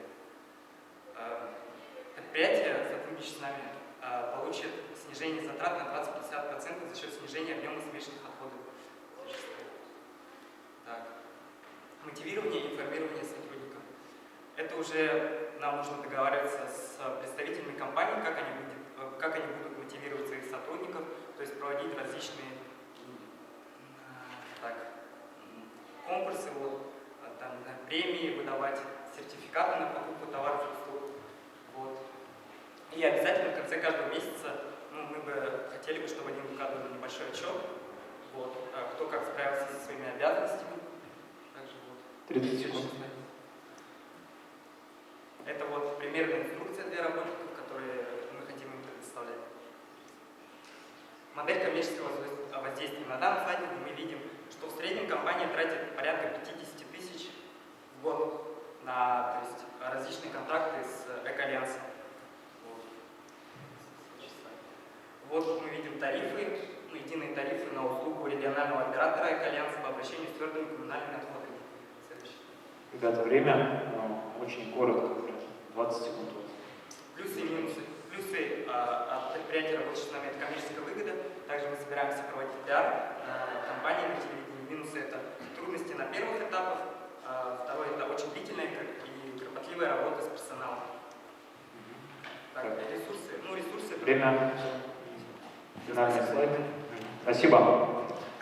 Вопрос в видео руку. Спасибо большое, ребята. Здесь, мне кажется, чуть-чуть неправильное позиционирование вашего проекта. Вы вроде как и вот идею раздельного сбора мусора предлагаете, одновременно какие-то средства инфраструктурные, вложения и так далее. На самом деле есть что сказать по этому поводу. Дело в том, что я с Чингисом Болотовым, соавторы проекта «Мусор из головы», который выиграл фонд президентских, который наш проект выиграл грант фонда президентских грантов, и мы эту тематику достаточно плотно копали. И на самом деле проблема там, если вот по раздельному сбору, она не в них, не в городе, не в инфраструктуре, а она в нас с вами. Перейти на раздельный сбор мусора сейчас, прямо с сегодняшнего, с завтрашнего дня, мешает наш менталитет. Мы не соотносим свою ответственность перед экологией, природой и городом с собственными действиями. Когда выкидываем мусор, он у нас оказывается весь вместе на помойке. Если будут делать там 10, 20 и даже 30%, это все равно ничего не даст, результата мы не получим от всего населения. То есть, представляете, это колоссальные цифры. Поэтому это должно быть 70, 80 и так далее процентов от общего количества людей. Поэтому совет: либо выходите со своим проектом в чисто общественную деятельность, да? То есть каким образом вы пропагандируете, какими инструментами пользуетесь, на что именно, в какую цель бьете, на что давите, на какие чувства людей. Либо чисто, опять же, бизнесовое, это предложение для администрации, что если будет сбор мусора вот таким образом организован, то так он сортируется, таким образом перерабатывается, и так лучше всего получить результат. Примерно так. Спасибо. Спасибо. На самом деле так совпало, что у нас есть человек, обладающий хорошими компетенциями в этой области. Я поэтому даже выступать не буду. Да, действительно, как раз мусорная реформа с 2019 года я курировал по городу, да, мне есть много чего сказать, но я вкратце остановлюсь. По актуальности. По нацпроекту «Экология» к 2024 году все регионы России должны перейти на 60% раздела мусора. То есть каждым годом эта проблема будет перед всеми губернаторами, никто не будет спрашивать желания. Ты должен 60% выдать, все, твои проблемы. И чем дальше, тем больше на эту тему будет различные суеты, движения. Так, забудьте слово «мусор». Все, кто в теме, употребляет слово «отходы». Отходы либо вторичные ресурсы. Теперь, по статистике, в Улан-Удэ каждый месяц производится 100 тысяч кубических метров отходов. Когда эти 100 тысяч кубов мы проводили эксперимент, возили на мусоросортировочную станцию номер 2, у нас на КС-40, выяснилось, что полезная фракция, объем, который можно отобрать и запустить дальше переработку, не больше 20%. Частный сектор, который генерирует отходы, это трава, грязь и так далее, и так далее. И с этим, с точки зрения мусора от отходов от жителей, от граждан, там перспективы практически нет. То, что вы задели с точки зрения отходов предприятий, там у вас вообще 100% успех фактически гарантирован по двум причинам. Первое. С правовой точки зрения, тот предприниматель, который уведомляет регионального оператора о переходе на раздельный сбор отходов, он сразу соскакивает с этого тарифа гигантского, который вы завели, и уходит на фактический вывоз. В офисах, в торговых предприятиях, в производстве это практически на 80% так называемые коммерческие отходы. Картон, пластик, ну вернее не пластик, это правильно, надо говорить полимеры. Картон, целлюлоза, полимеры и так далее. Поэтому посмотрите, я очень ждал этой презентации финансовой модели, но так ее не дождался. Поэтому советую вам с этой точки зрения проработать, особенно вот у вас там мелькал лотос это наш переговоритель, просто у них служило пройти, у вас многое в голове встанет на свои места. Так, презентация, кстати, была моя фотография из Инстаграма про атаку мусорных клонов, был рад ее видеть. Вот. Баки используются, но минимальное количество. На школу, на детских садах мы поставили, но в прошлом году пандемия немножко нас подкосила, там проблема техническая. Вот. Что касается завершения презентации, то она была немного смазанная. Все-таки проработайте финансовую модель, потому что это, скорее всего, чисто бизнесовый проект, и он, скорее всего, полетит. Контакты предприятия у вас есть, все вперед. Ну, спасибо. Спасибо большое. Следующий проект. Снова у нас еще один проект, связанный с транспортной безопасностью уже дорожного движения. Это установка баллардов на пешеходные переходы. Всем здравствуйте.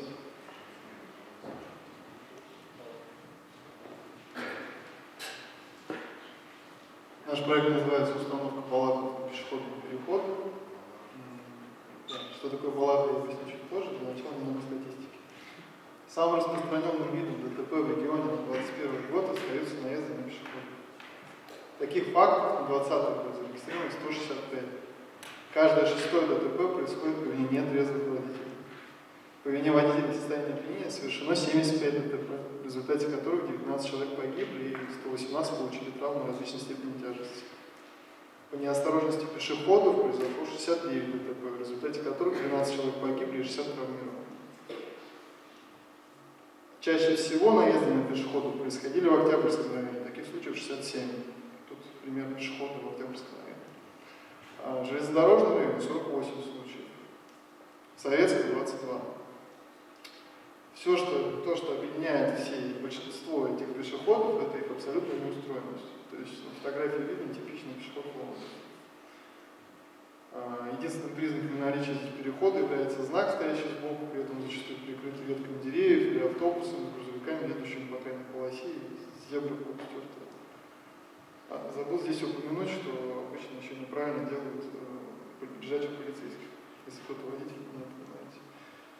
Насколько опасны подобные переходы, показывает недавняя трагедия на лицее, где женщину сначала сбил грузовик, после чего ее же приехал микроавтобус. И совершенно актуально для всех, думаю, жителей Улан-Удэ, это когда водитель, так называемый водитель Lexus сбил нас двух детей и скрылся. Да, что мы предлагаем? Устройство максимально возможного количества пешеходных переходов светофорных. Здесь, думаю, ничего оригинального нет. И, собственно, наша инновация – это экспериментальное использование баллардов или иных автоматических, полуавтоматических ограждений. Здесь представлена схема такая более конструкторская. Вот тут, думаю, более популярно видно, что это такое. То есть вот такая вещь, конструкция, которая может остановить 7-тонный грузовик на скорости 80 км в час. Я теперь попрошу включить наш видео. Можно? Видео. Чтобы вы были наглядны. Как это работает?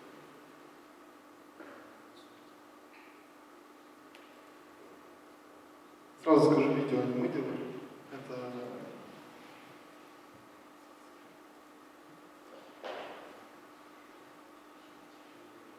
Это скорее то, что нас вдохновило. Сколько стоит? Там дальше. Это полмиллиона. Это по розничным ценам, которые мы нашли. Если один баллон одного года, что? Нет, это мы посчитали на пешеходный переход. Там даже схема будет, я буду объяснить. Ну, видимо, не будет видео. Не будет? Ну, хорошо. Там просто было показано, как, ну, просто когда мы обсуждали, много вопросов было по тому, как будет скоро или какой-то спецтранспорт, да, проезжать, если эти вещи будут подниматься, это же опасно. И если это автоматизировать и правильно сделать, то они будут опускаться при подъезде машины. Но, естественно, это будет дороже. Так, может, туда назад презентации.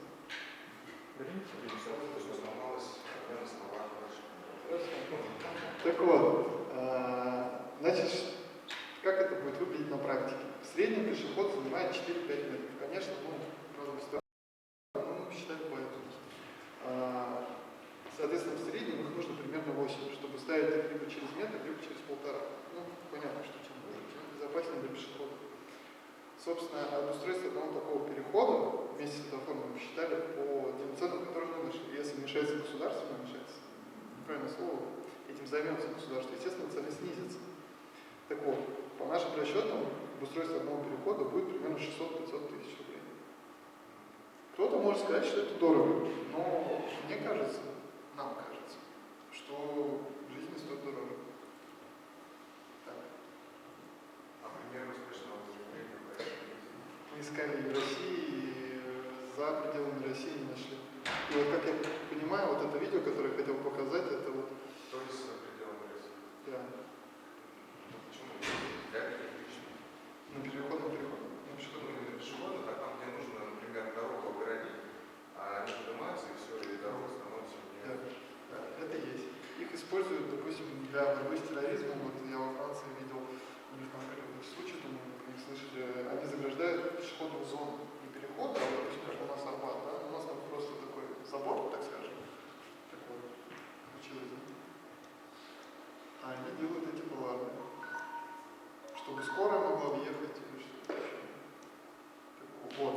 Здесь схема... быстренько очень. А, ну вот схема, думаю, здесь понятно. Мы сделали вариант для спецполосы и обычно. Да. Так, механизм реализации – это привлечение внимания органов власти, общественных организаций, общества в целом и прочих воспринимающих решений. Перспективы развития – это поиск и разработка иных общественных проблем и модель монетизации мы не предусматриваем. Ресурсы – это наши команды, единомышленники, необходимая поддержка государства, кировского общественных организаций, населения в целом, общественной резонанс. План работы. Ну, думаю, здесь не стоит останавливаться. Команда и, собственно, все. Готов ответить на наш вопрос. Спасибо.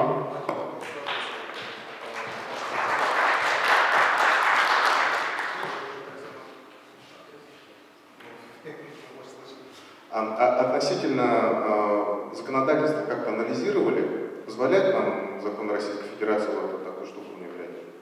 Спасибо.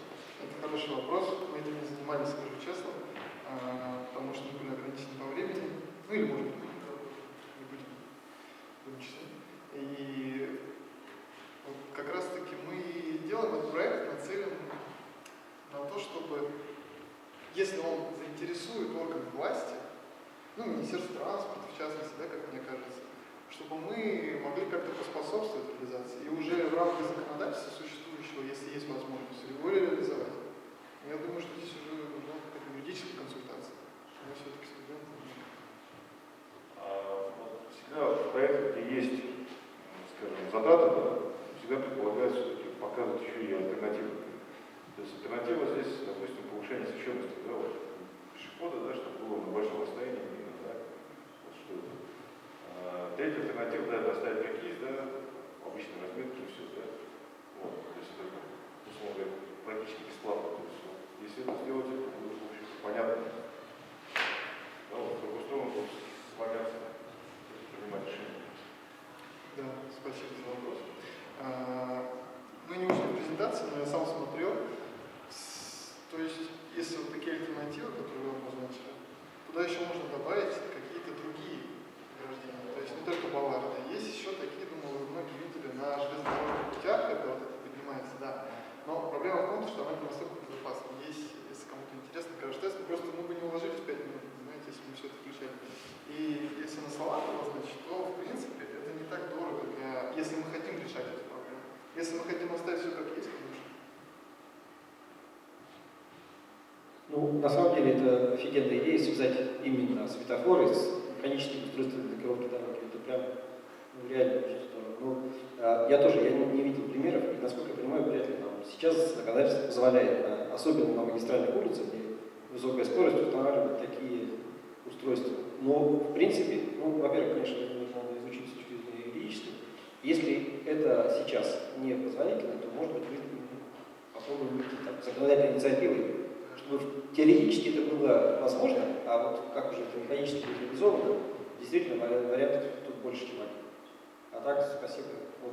С точки зрения именно идеи, это просто близко. Да, поддержу с точки зрения идеи. Замечание по статистике. Вы показали, что в 2020 году сколько было смертельных случаев, но не упомянули о том, что в сравнении с предыдущими периодами там идет значительное снижение. По сравнению с 2018-2019 годом почти на 30% у нас смертность упала.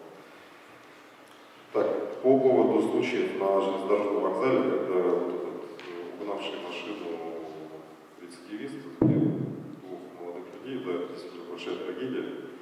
Там принято решение закупить светофор, который проецирует зебру на асфальт. Ну, понятно, что мы все задним числом, конечно, молодцы, но тем не менее вот эту проблему таким образом снимаем. Плюс к этому для молодежи, которая утыкается от телефона и переходит, для них в 4 местах мы сделали светофоры, которые расположены в тротуаре. Я думаю, вы все видели, да?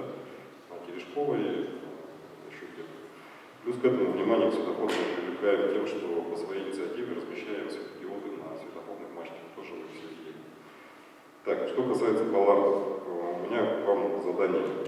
Вот, во-первых, не совсем корректно говорить, что мы юридическую справку не готовили, потому что мы же студенты, ну извините, вы разрабатываете проект, вы проект-менеджер, в том числе и правовую оценку вы обязаны провести.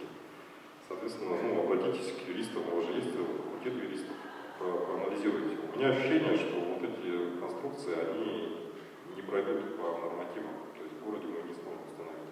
Если вы докажете обратно, тогда у нас раз в квартал собирается комиссия по безопасности, там ГАИ, Минтранс, наши транспортники, все районы, Сергей Владимирович, да, там веское слово скажет, и если вы докажете, что это возможно, то там все дороги открываются.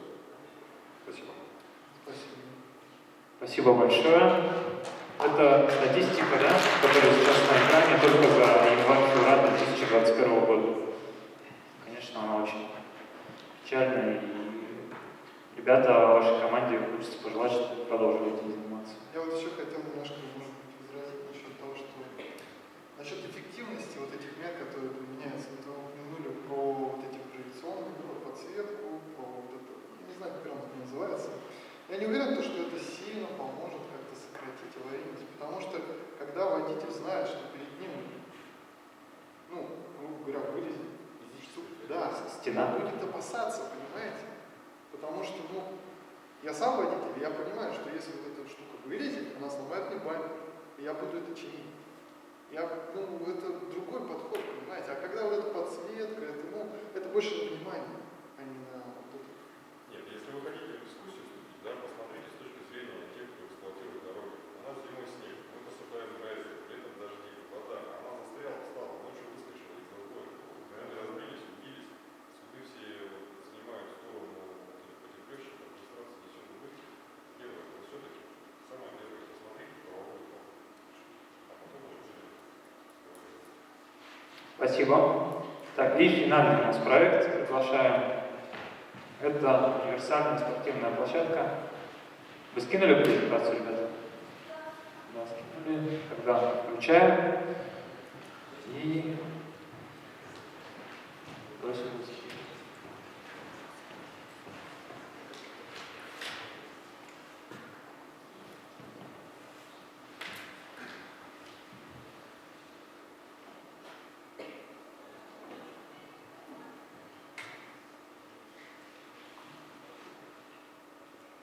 Добрый день! Представляем вашему вниманию наш проект «Универсальная спортивная игровая зона для детей с ограниченными возможностями здоровья и детей-инвалидов».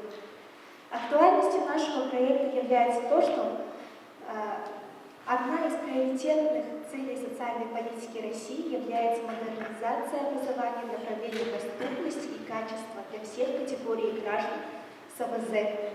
С учетом роста популяции детей с АВЗ, детей-инвалидов, особую значимость приобретает задача их интеграции в социум. И образовательные учреждения должны первыми начинать решать эти проблемы.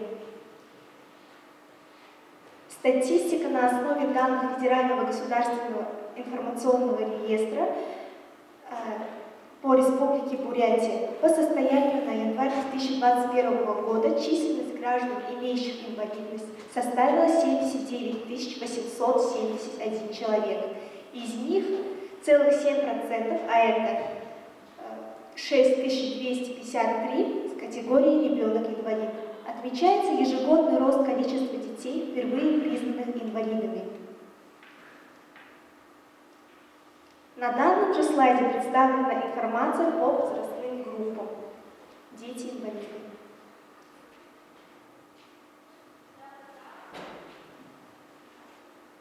Целью нашего проекта – это обеспечение оптимальных условий для физического развития и укрепления здоровья детей с ОВЗ, взаимодействия и равноправного общения между здоровыми детьми и детьми с ограниченными возможностями здоровья, возможность ранней социальной адаптации детей-инвалидов и детей с ОВЗ.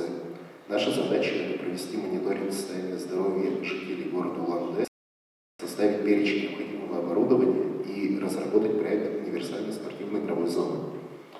Решением проблемы могло бы стать устройство универсальной спортивной игровой зоны для детей с ограниченными возможностями здоровья и детей-инвалидов.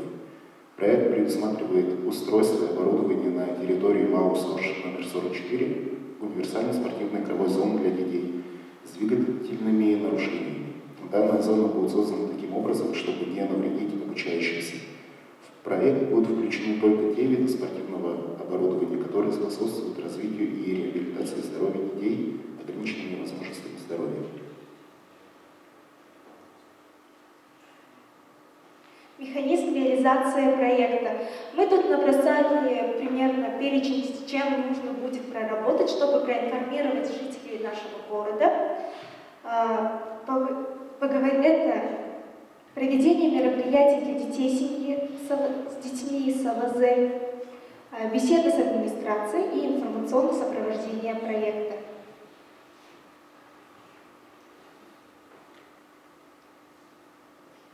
Бюджет нашего проекта. Мы остановили свой выбор на 9 оборудованиях, которые нам посоветовал педагог Соловьев Роман Сергеевич, член Ассоциации детских реабилитологов. Он сам является отцом ребенка с ДЦП. Общая стоимость составляет 2 125 000. Команда нашего проекта. Все.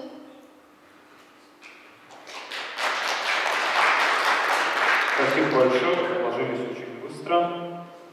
У нас снова есть время на вопросы. Пожалуйста.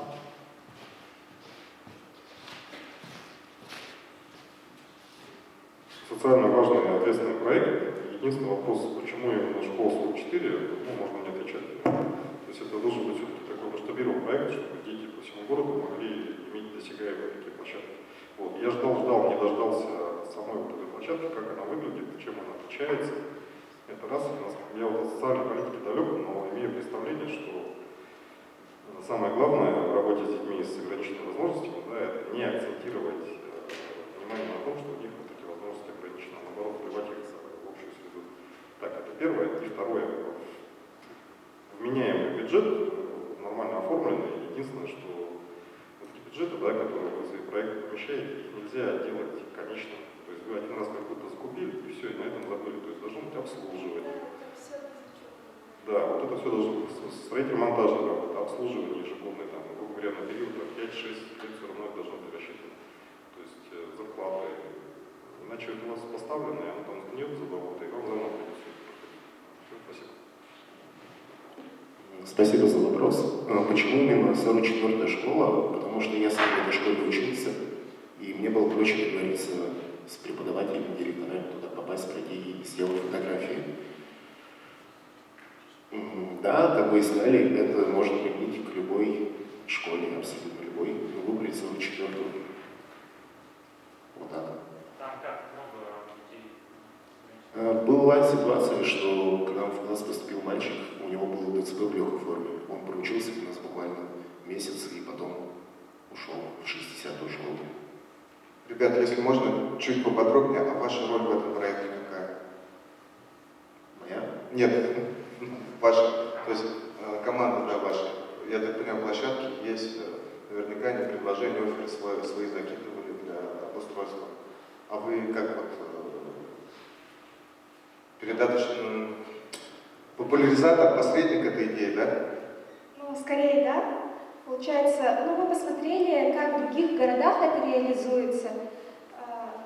И, ну, знаем, что у нас в городе, ну, в рамках доступной среды есть 58 мест, ну, образовательных учреждений, в которых как-то, ну, более-менее поверхностно это как-то реализовано. А именно с тренажерами такой формы нет у нас в городе. Так, еще вопросы? Да? Все, тогда давайте благодарим команду. Можете подписать, заходить на